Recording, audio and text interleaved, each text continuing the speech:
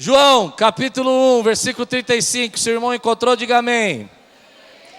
Vamos orar. Senhor, fala conosco através da Tua palavra. Alimenta o nosso coração. Traz agora, Senhor, algo novo que possa trazer refrigério, crescimento, possa nos abençoar. E de alguma maneira, Senhor, fala aos nossos corações nessa noite, em nome de Jesus. Amém. No dia seguinte, João estava ali novamente com 2 dos seus discípulos. Versículo 36. Quando viu Jesus passando, disse: Vejam, é o Cordeiro de Deus. Ouvindo dizer isso, os 2 discípulos seguiram Jesus. Voltando-se, vendo Jesus que os 2 seguiam, perguntou-lhes: O que vocês querem? Eles disseram: Rabi, que significa mestre, onde estás hospedado? Respondeu ele: Venham e verão. Então foram por volta das 4 horas da tarde, viram onde ele estava hospedado e passaram com ele aquele dia. André, irmão de Simão Pedro, era um dos 2 que tinham ouvido o que Jesus dissera e que haviam seguido Jesus. O primeiro que ele encontrou foi Simão, seu irmão. Ele disse: Achamos o Messias, isto é, o Cristo, e o levou a Jesus. Jesus olhou para ele e disse: Você é Simão, filho de João, será chamado de Cefas, que traduzido é Pedro.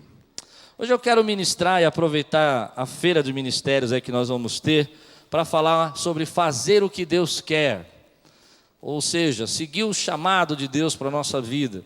E eu fiquei pensando que seria um dia bom para falar sobre isso, porque nós íamos ter todos os ministérios aqui envolvidos, todo mundo junto.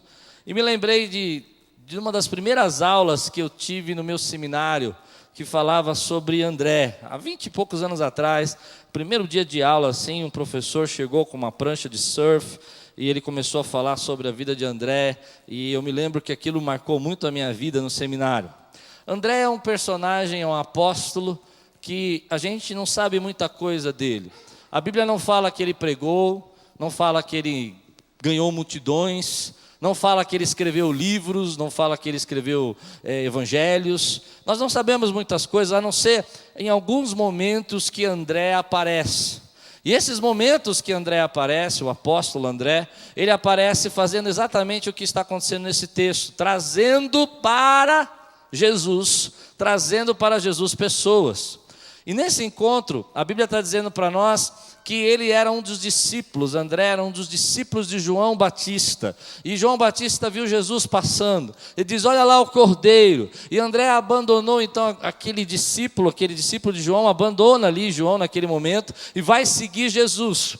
E vai até a casa de Jesus. Então reconhece ele como Cristo. E a primeira coisa que André faz é voltar para o seu irmão, que é Pedro, que a gente conhece como Pedro, e trazer Pedro para Jesus. E a gente conhece então André como um dos discípulos que trazem pessoas para Jesus. Ele trouxe Pedro para Jesus. Em outro momento a gente encontra André de novo. E esse momento é quando Jesus fala aos seus discípulos: dai a eles vós mesmos de comer. E André é aquele que acha o menino que tem os pães e os peixes, e ele traz o menino até Jesus. Essa é a característica de André, alguém que traz pessoas até Cristo.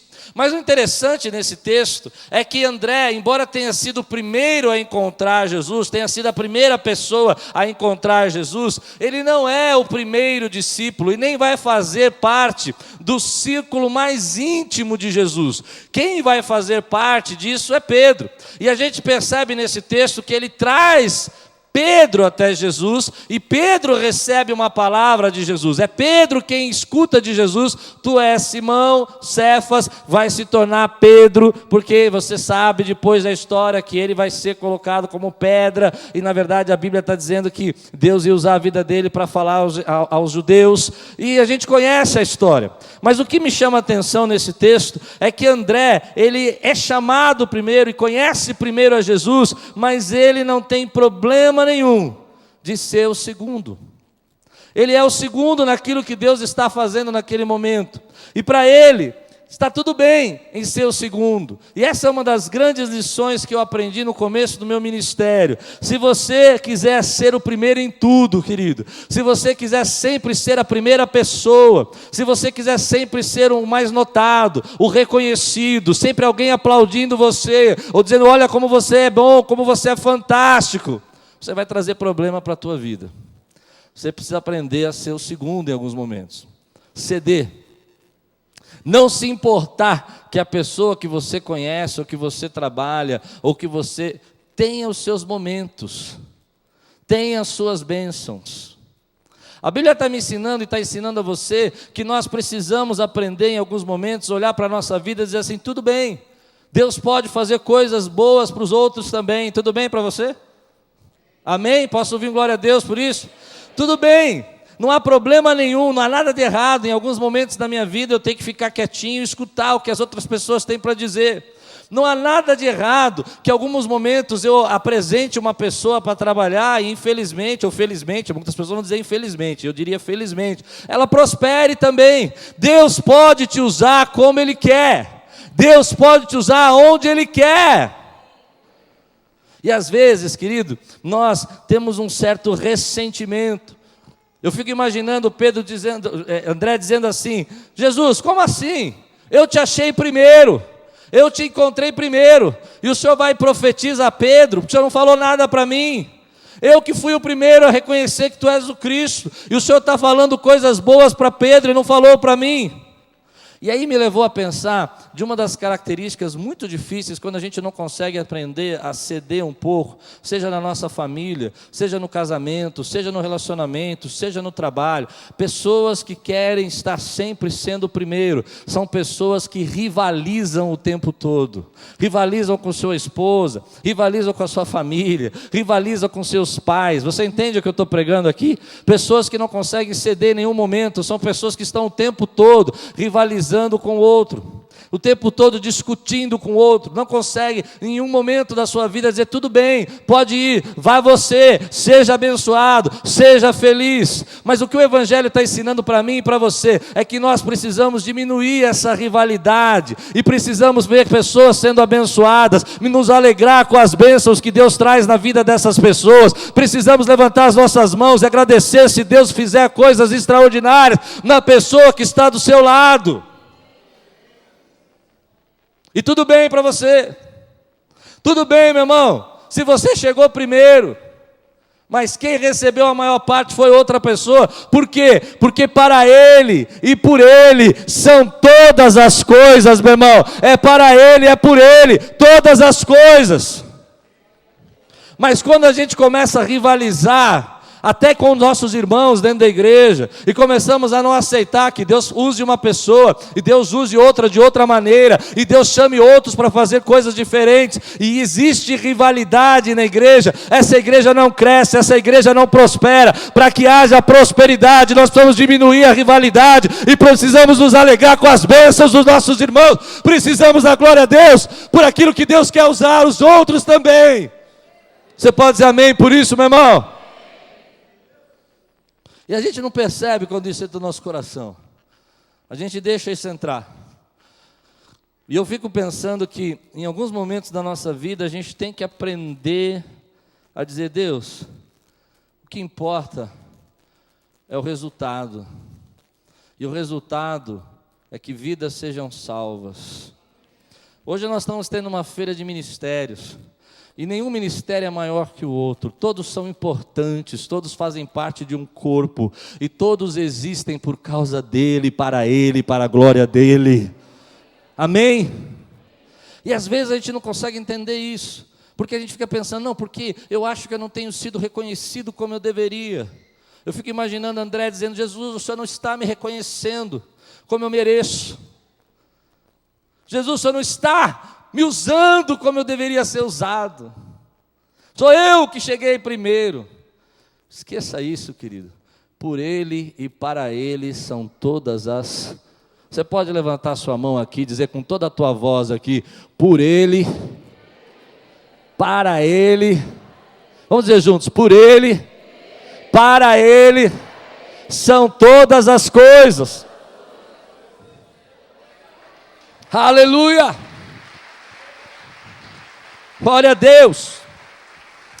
Essa rivalidade que a gente tem que tomar cuidado, muitas vezes traz ressentimento, traz sentimento de tristeza. A gente começa a dizer assim: porque eu acho que eu devia ser mais reconhecido. Eu fico imaginando que isso, em todos os nossos níveis de relacionamento, isso acontece. Acontece no trabalho. Conhece gente rival no seu trabalho?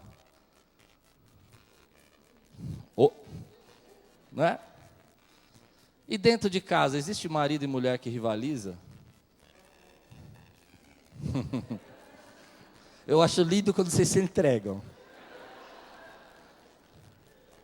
Um dia, vamos fazer o seguinte, vamos pôr uma câmera virada para cá assim, ó. Aí vocês vão ver o que eu vejo. É muito legal. Muito legal. Existe uma coisa que a gente tem que tomar cuidado, inclusive dentro da igreja também. E dentro de casa também, e dentro do trabalho também, quando as pessoas começam a disputar por poder. Ou você deixa Deus te usar, ou você fica brigando por poder. Não dá para fazer as duas coisas. Ou você deixa Deus te usar e deixa Ele usar do jeito que Ele quer, ou você fica disputando o poder. E quando... Eu posso falar isso com toda tranquilidade, porque Aquiles não é uma igreja que tem essa característica, mas eu já fui de igrejas que tinham essa característica, onde pessoas ficam disputando o poder. E quando as pessoas ficam disputando o poder dentro da igreja, ela mata as pessoas. Alguém canta, o outro tem que cantar mais. Alguém prega, o outro tem que pregar mais. Alguém varre a calçada, o outro já diz... Quer aparecer. Aí, ó, quer chamar a atenção do pastor. Não é? Querido, mas quando há um sentimento dentro do coração de uma igreja, e o sentimento é assim: a glória é dele, a honra é dele, é Ele quem transforma, é Ele quem abençoa, é Ele quem muda, o poder fica de lado porque o poder é dele, a glória é dele, a igreja recebe um avivamento que vem do alto, porque é para Ele todas as coisas, meu irmão. Mas quando nós ficamos disputando por poder, e não podemos fazer que nem André, diz assim: vai Pedro, vai, ser você agora usado por Deus. E você vai entendendo isso no futuro, que Deus tem um mistério na vida de André. André é um pescador de homens. André é uma pessoa que talvez para você e para mim, na nossa cultura hoje, ocidental, essa cultura pós-moderna, ele não seria uma pessoa muito significante. Como eu disse, ele não teve uma grande pregação, ele não tem um texto, mas André ele é tão importante no Evangelho, porque através de André é que Pedro se converte, e porque Pedro se converte, ele se transforma num grande pregador. Escute o que eu estou dizendo: não existe pessoas insignificantes ou pessoas sem sentido dentro da igreja. Deus usa segundo Ele quer, o poder é dele, a glória é dele, meu irmão. E aí você vem às vezes no culto, que nem a gente tem vivido. Eu vou fazer esse comercial do culto de quinta-feira. Culto de quinta-feira, eu vejo isso. Quinta-feira aconteceu um negócio incrível aqui na igreja. Quem estava aqui vai ver. De repente sai um irmão assim, atravessa e vai orar pelo outro. E vai um outro irmão, passa pelo meio do setor, vai orar pelo outro. É assim ou não é? E aí no final do culto, eu termino o culto, vou lá conversar com os irmãos.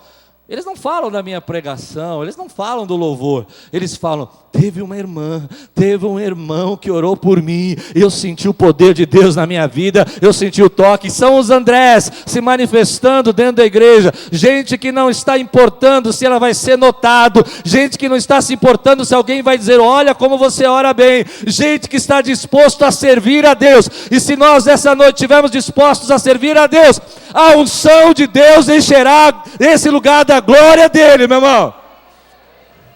Aleluia! Você pode dizer glória a Deus por isso? Eu queria parar um pouquinho a minha pregação agora e pedir para você ficar de pé só um pouquinho. Posso fazer isso? E eu gostaria que você entendesse o que eu estou dizendo. Nós vivemos um tempo onde há um espírito luciferiano entrando dentro da igreja, onde pessoas cada vez mais buscando rivalidade e poder, mas nós estamos jogando luz nas trevas nessa noite, dizendo: olha, não é poder, nós não temos que brilhar mais que Jesus, nós não temos que aparecer mais que a glória dele, é por ele e para ele todas as coisas. Eu estou denunciando essa noite um espírito luciferiano, onde ele quis ser mais brilhante, ser mais um anjo de luz do que o próprio Deus, mas aqui nós estamos dizendo: ele é o autor e consumador de todas as coisas da nossa vida. E eu vou desabafar. Eu estou cansado de ver pessoas presas a esse espírito luciferiano de orgulho e vaidade. Entende o que eu quero dizer? Quantos estão entendendo o que eu estou dizendo agora? Ninguém cura ninguém, quem cura é ele. Ninguém restaura ninguém, quem restaura é ele. Quem é ele? Quem é ele, igreja? E ele usa quem ele quer. Talvez essa noite a tua mão comece a tremer, você comece a sentir a presença do Espírito Santo de uma maneira diferente, e ele começa a usar você. Por quê? Porque você é o André que ele escolheu. Então levante seus braços bem altos assim, ó. Se renda na presença dele. Se renda. Eu queria primeiro ouvir você dizendo aleluia, glória a Deus. Eu queria você livre aqui agora. Aleluia. Agora eu queria que você dissesse assim comigo, com toda a tua fé. Se você crê, a Bíblia diz em Hebreus que o céu se abre, a igreja está na terra, mas está de frente ao trono de Deus. Você crê nisso? Eu queria que você levantasse as suas mãos e dissesse assim com toda a tua voz, para que o inimigo ouça, para que esse espírito de Lúcifer seja expulso. Levante suas mãos bem alto e diga assim: por ele, para ele, são todas as coisas.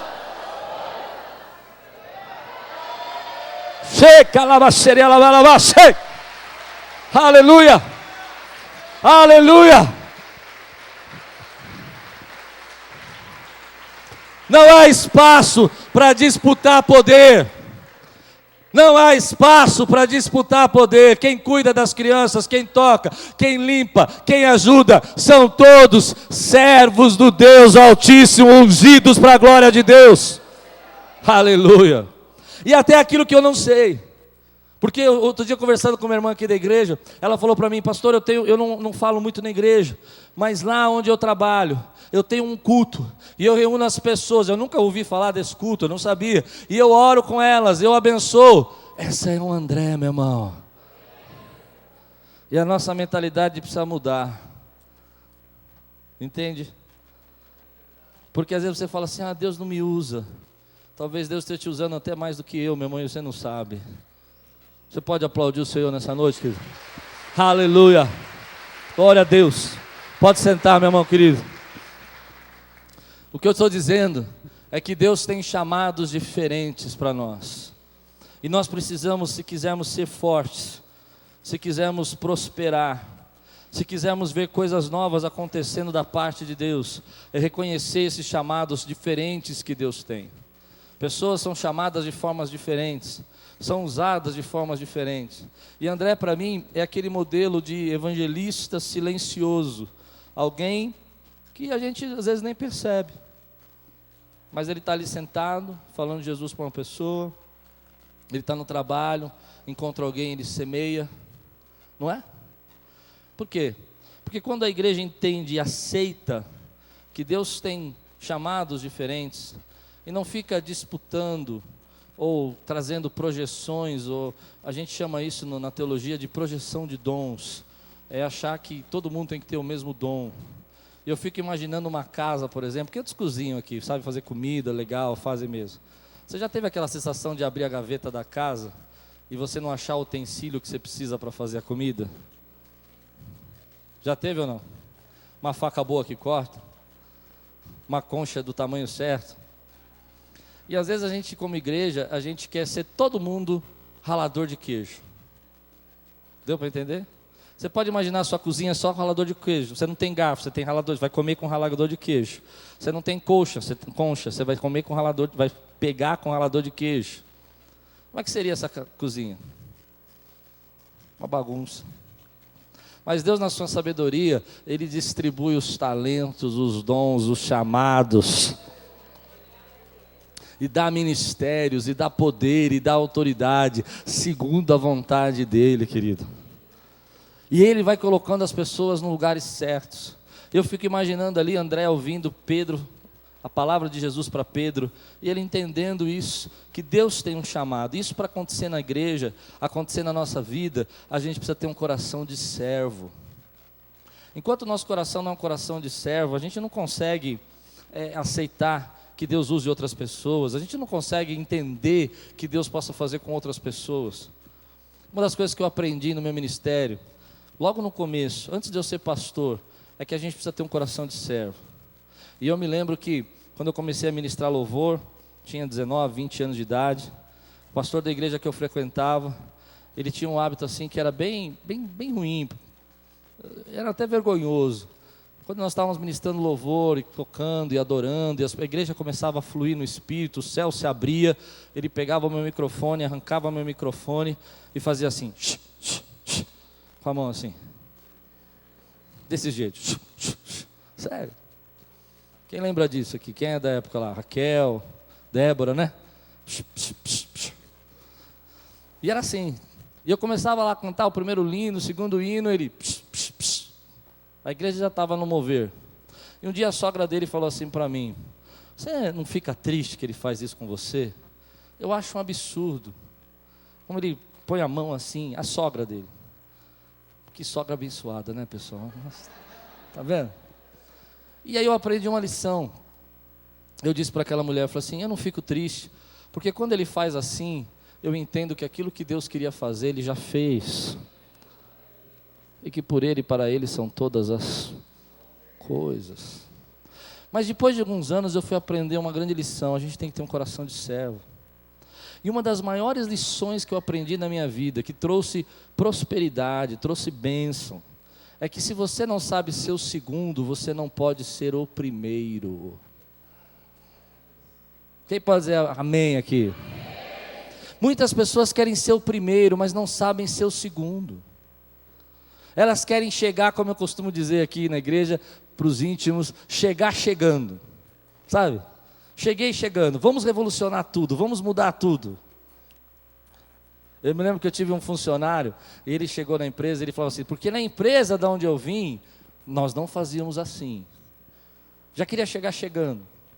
Eu falava, vamos aqui, eu vou te ensinar a fazer isso aqui. Não, eu já sei, porque na empresa onde eu vim, era assim que eu fazia. Não, mas não é assim, vamos fazer. Um dia eu me irritei com ele, eu falei assim, sabe qual é o seu problema? É que da empresa de onde você veio, ela faliu, e é por isso que você está trabalhando aqui. E se nós fizermos o que você está querendo, nós vamos falir também. Gente que não sabe ser o segundo. E se você não sabe ser o segundo, você não pode ser o primeiro. Essa é uma das maiores lições que eu aprendi na minha vida. E em alguns momentos você vai ser o segundo. Não importa. Não importa quão famoso ou quanto conhecimento você tenha. Não importa. E é muito chato quando você está numa mesa, por exemplo, conversando com pessoas. Quem entende o que eu estou dizendo agora já viveu essa situação. E a pessoa tinha que ser o segundo, ela quer ser o primeiro. Não é? Uma vez aqui eu recebi um pastor aqui, o pastor pregou, foi uma bênção, foi tremendo, e ele trouxe um colega. E o colega foi ali, a gente tem um lugar que a gente janta com os pastores que vêm aqui quando tem campanha, e ele jantou com a gente. E o colega falou o tempo todo. E o pastor que eu convidei para pregar não abria a boca. E no final eu falei assim, pastor, mas o senhor gostou? Foi tudo bem? Não, foi tudo bem. E ele não falou nada. E eu fiquei constrangido com aquilo, porque aquele deveria ser o segundo. Eu tinha convidado o outro pastor. Mas ele ficou falando o tempo todo e tomou lugar. Entende isso? E eu não senti paz nisso. Você sente paz nisso? Tem alguma coisa errada. Pouco tempo depois fiquei sabendo que aquele pastor, que era o segundo, que nem era do mesmo ministério, dividiu a igreja do outro pastor. Se você não sabe ser o segundo, você não pode ser o primeiro, meu irmão. Isso me leva a umas lições da minha vida. Pessoas que não sabem andar junto. Conhece gente assim? Ou eu faço, ou eu não vou. Ou eu sou líder, ou eu não participo. Ou eu começo do zero, desmonto tudo, ou eu não ajudo. Você não sabe ser o segundo. Mas tem uma coisa que eu aprendi. Quando você é o segundo, e você caminha junto, na primeira oportunidade que surgir para ser o primeiro, sabe quem vai ser convocado? Quem? O segundo. A palavra de Deus diz assim, que Moisés tinha um servo chamado Josué. Josué era o segundo. E ele andou como segundo. E caminhou junto como segundo. Mas quando chegou o tempo, preguei agora há pouco tempo, Deus disse a Josué: Josué, Moisés está morto. Agora você é o primeiro. Isso não quer dizer que eu vou morrer, pessoal, tudo bem? Tem gente que falou assim: leva, pai, leva.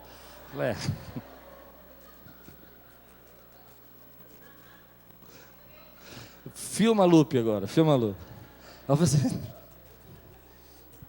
Hoje eu estou sem filtro, pessoal. Não vou brincar, outro dia eu brinquei assim, falei assim, não tomei o meu remédio, aí puseram lá, começaram a brincar, pastor, toma remédio, tá? Não toma remédio não, viu, pessoal, só estou sem filtro hoje.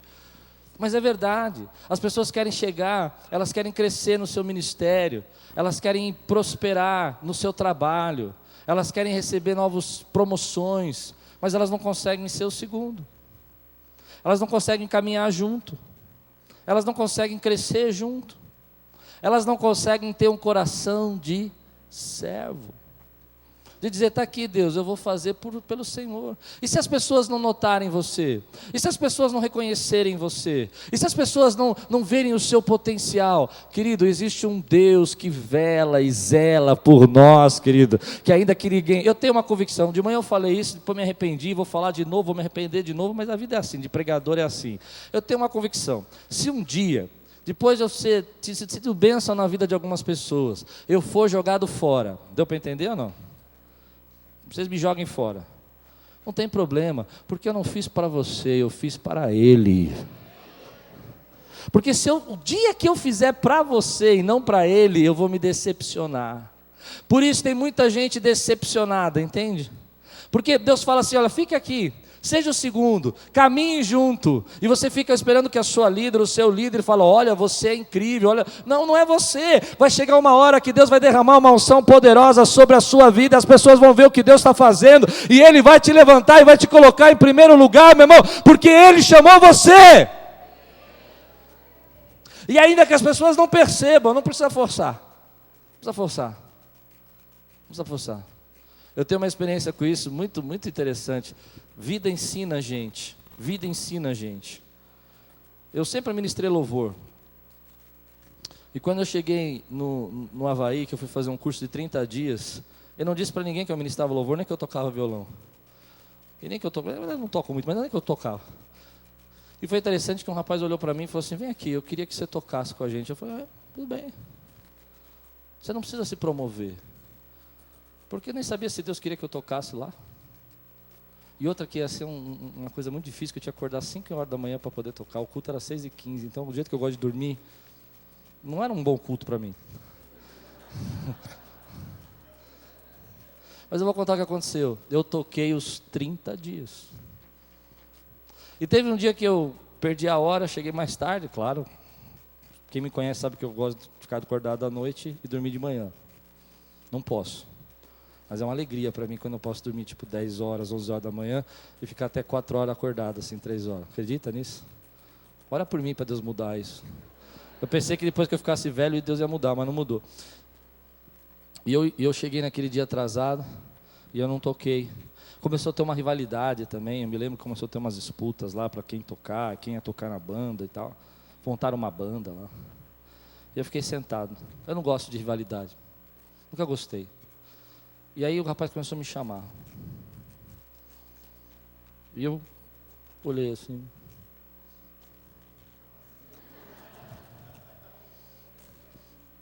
Aí chegou um dos pastores que estavam mais responsável pelo louvor ali e falou assim, falou para o rapaz que estava tocando, agora você sai. Vem aqui, pastor. Eu sentei. E eu aprendi uma lição. Querido, quando Deus quer você num lugar, ninguém segura, a porta se abre. Ainda que você não fale a língua, as pessoas vão reconhecer você. Ainda que você entende isso, ainda que você não tenha, acho que não tenha capacidade, a unção de Deus vai vir sobre a sua vida, meu irmão. Mas você tem que aprender a ser o segundo. Você tem que aprender a andar junto. E principalmente, tem que tirar a rivalidade do seu coração. Deus usa quem Ele quiser. Ele usa a hora que Ele quer. Esse texto fala comigo sobre esse momento, onde que a gente tem que aprender a deixar que as pessoas cresçam. Deixar que outros prosperem no ministério. E às vezes isso é difícil para a gente. Às vezes é difícil a gente abrir mão de algumas coisas. Mas se você quer ser um líder, se você quiser ver a obra de Deus prosperar, você não pode estar preso a essas coisas. E em alguns momentos, mesmo você sendo líder, você precisa deixar um pouco a sua posição de líder e abrir mão. E sabe por que eu estou pregando tudo isso? É porque há um sentimento no meu coração, que Deus quer fazer coisas novas, e quer nos usar mais. Às vezes, eu vou compartilhar isso com vocês, eu me tranco no meu quarto lá de oração, lá em casa, no escritório, e eu fico falando: Deus, eu sinto que chegou o tempo que a Quírios precisa ser mais usada por Ti. Só que eu falo para Deus: eu não aguento mais, eu já estou, entendeu? Carregado. Estou sendo sincero. Mas a Tua obra não pode parar. E a minha oração é que Deus levante Andrés aqui. Pessoas que não estão preocupadas com poder, com cargo, com título, nem com rivalidade, mas têm um objetivo: ver resgate de vida, ver gente sendo transformada, ver pessoas sendo salvas. E a minha oração tem sido essa: Deus, eu quero ver mais na Tua casa. E eu tenho visto ministérios estourando, pipocando assim, que nem pipoca na igreja, sabe? Toda semana, meu irmão, tive uma ideia, eu falo: vai lá, filho, faz. Porque eu creio aquilo que a palavra de Deus, se fizer a vontade de Deus, vai prosperar, não é? E às vezes o ministério mais louco que você acha, Deus está usando. Você acha que aquilo não vai funcionar, Deus está usando. Mas Deus quer usar a sua vida. Deus quer avivar você. E as portas estão abertas. E às vezes a gente tem que sair um pouco da nossa posição e deixar Deus nos levar de outros lados, em outros lugares. A gente fica muito preso às vezes só aqui dentro, e Deus quer te usar às vezes numa capelania, Deus quer te usar numa visita, Deus quer te usar num aconselhamento, num apoio. Quantos estão entendendo aqui? Pode dizer amém por isso, meu irmão? Eu tenho esse desejo no meu coração de ver você dando muito fruto. Mas o caminho para isso acontecer é você não se importar, você não se apegar, entende? E deixar Deus usar você, meu irmão. E às vezes você está lá, eu vejo isso acontecer, pronto, disponível. Eu já preguei aqui há pouco tempo sobre isso. Deus usa quem está disponível. E sabe quem é o disponível? É aquele segundo que está te acompanhando, que está ali com você. Nem sempre, eu aprendi isso também na minha vida. Você que tem uma empresa, também talvez você já tenha visto isso. Nem sempre o segundo é o mais capacitado, mas geralmente é o mais disponível. Porque às vezes o mais capacitado não está disponível. Ele acha que ele já faz, ele acha que ele já sabe. Mas eu tenho uma sede muito grande, que Deus avive os ministérios dessa igreja e levante mais ministérios. Às vezes eu fico olhando os talentos aqui, talentos mais diferentes. Tem gente aqui que é professor de luta, tem gente que luta capoeira, eu fico vendo lá, eu vejo vocês postar as coisas. Sabe qual é o desejo? É que Deus use vocês para ganhar alma nisso, querido. E que vocês sejam o André, aonde você está. Você crê no que eu estou pregando? Mas tem uma coisa que a gente precisa tratar o nosso coração. E eu precisei já tratar o meu coração. Qual é a nossa missão? A nossa missão é a missão igual de André.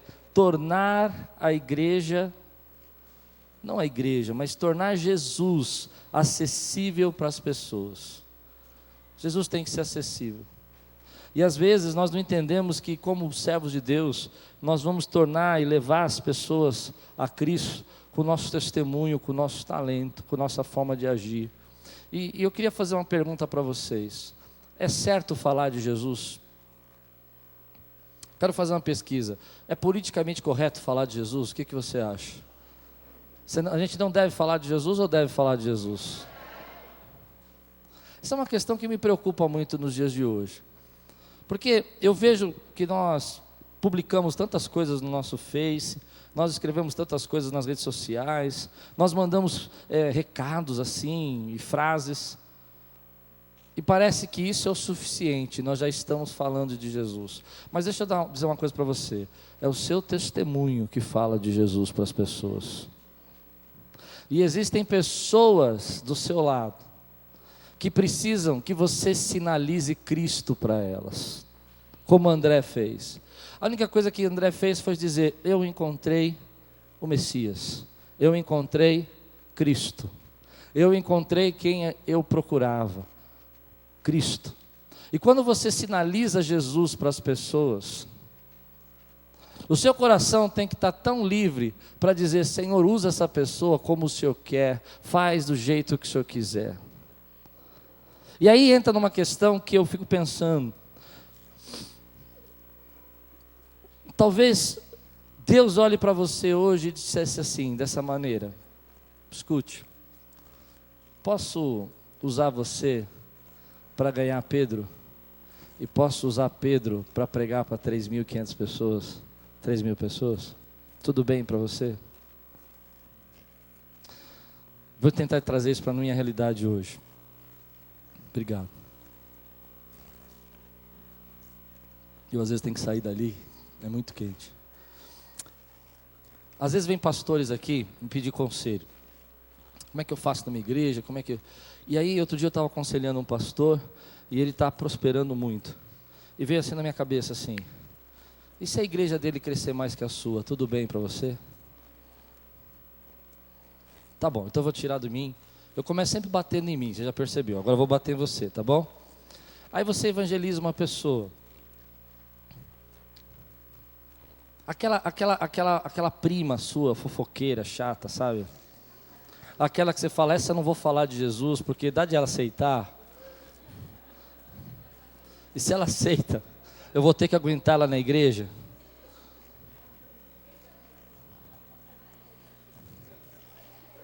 Não tem isso?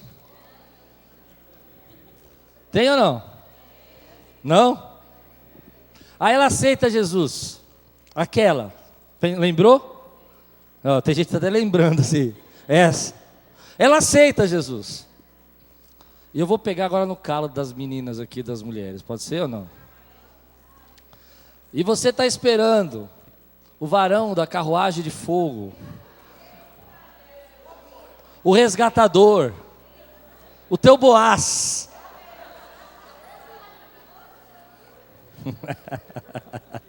E aí, ela chega, a prima.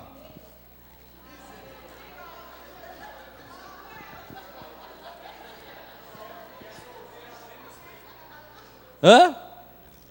E está solteira há menos tempo, o ano está piorando. Está menos tempo. E ela entra. Já é batizada com o Espírito Santo no primeiro culto. Já entra no mistério. O Boazinho já olha lá da ponta para ela. É.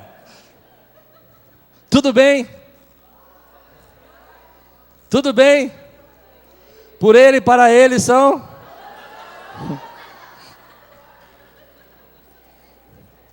Vou piorar.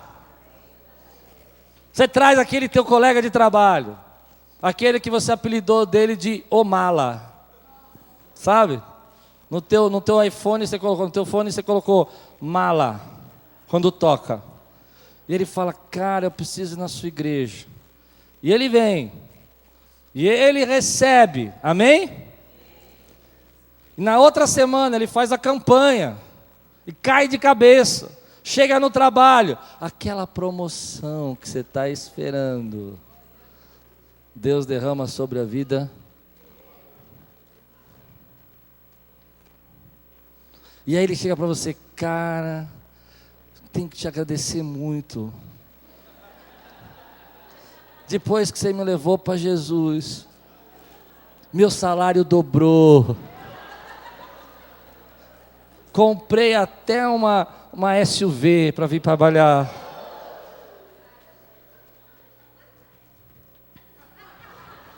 Alguém falou: vou matar ele. Eu escutei isso. Olha o velho homem explodindo, né?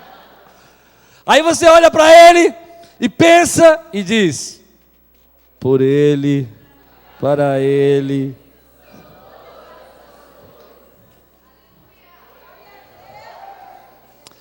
Aí Deus te chama.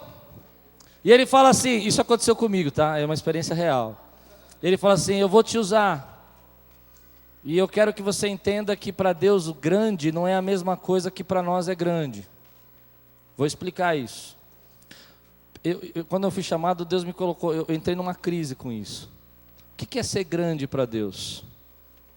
Quando Deus fala assim, já viu o profeta? Eis que te digo, vaso, Deus vai te usar e vai ter uma grande obra na tua vida. Eu escutei muito isso. O que é grande? O que é grande? A gente acha que grande é uma igreja grande aí, que tem 5.000 pessoas, 10.000 pessoas, lá o pastor é grande, certo? Então deixa eu fazer uma pergunta para você. Veja se você entende a minha lógica. Deus chama você hoje e fala assim: filho, eu vou fazer uma grande obra na tua vida, vou te mandar para o Tibete. E a vida inteira você vai pregar para uma pessoa só. E você vai lá, 20 anos pregando.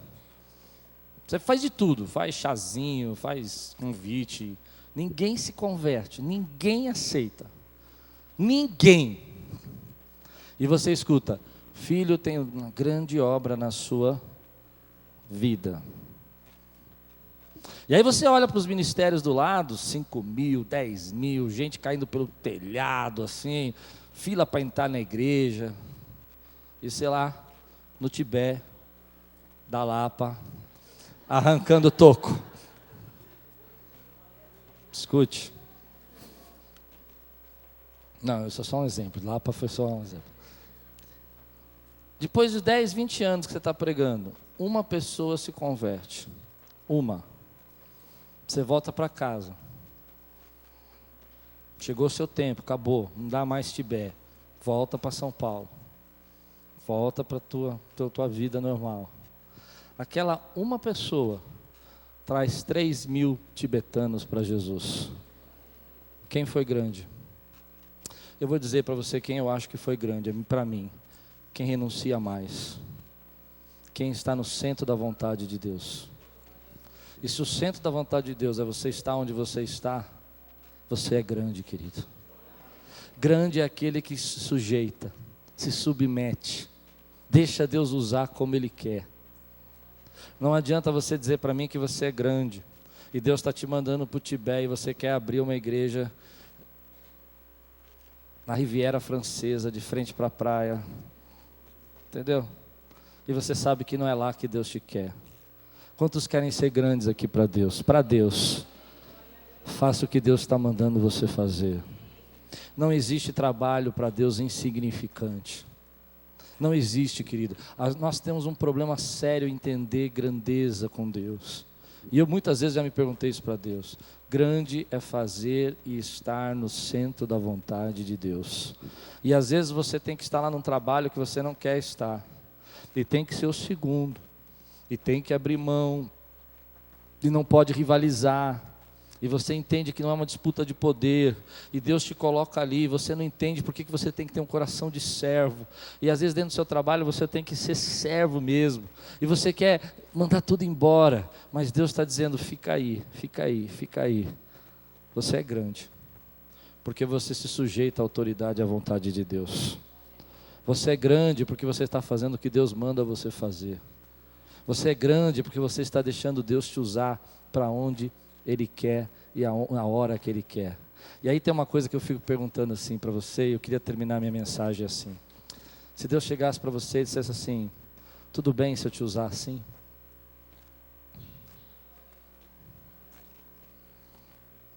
Tudo bem se eu usar você para trazer pessoas e elas vão passar na sua frente.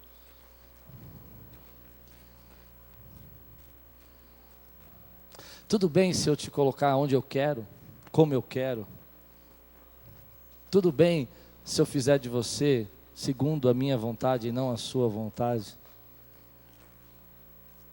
Tudo bem se durante anos você se perguntar por que isso não acontece, por que isso não acontece, mas se você entender que eu estou ainda conduzindo a sua vida, o que você diz para Deus? Todos podem dizer aqui, tudo bem. O Senhor usa como o Senhor me quer. Você pode dizer isso, o Senhor me usa como o Senhor quer. Por quê? Porque por Ele, só por isso. Só por isso. Receba unção na tua vida agora, querido. Porque aí você é grande. André foi grande. Por que André foi grande? Ele não pregou, não escreveu o evangelho. Porque ele fez e trouxe as pessoas que Deus queria trazer. E depois nós nunca mais vamos ouvir de André. Mas ele não deixou de ser grande. Porque Deus usou ele para aquilo que Ele queria. E essa noite eu desafio você. Desafio mesmo. É um desafio. A se render. E deixar Deus usar naquilo que Ele quer. E às vezes, querido, Deus quer de você algo simples. Que para você parece muito pequeno. Que parece que não tem grandes resultados. Mas no mundo espiritual, é uma bomba atômica que está explodindo lá, querido. É um poder de Deus sistêmico. Vai batendo em 1, 2, 3, sabe aquela ondinha que vai abrindo assim? Aquilo é sistêmico. Você joga a pedrinha, faz uma primeira pequena, segunda maior, terceira maior, sabe isso? Quarta maior. Assim é Deus está te usando. Quantos aqui nessa noite, querido, aceitam esse apelo dizendo, Senhor, usa a minha vida como o Senhor quer. Porque ser grande é fazer o que o Senhor quer. Ser grande não é ter luz, não é ter holofote, não é ter palco. Ser grande é estar no centro da vontade de Deus.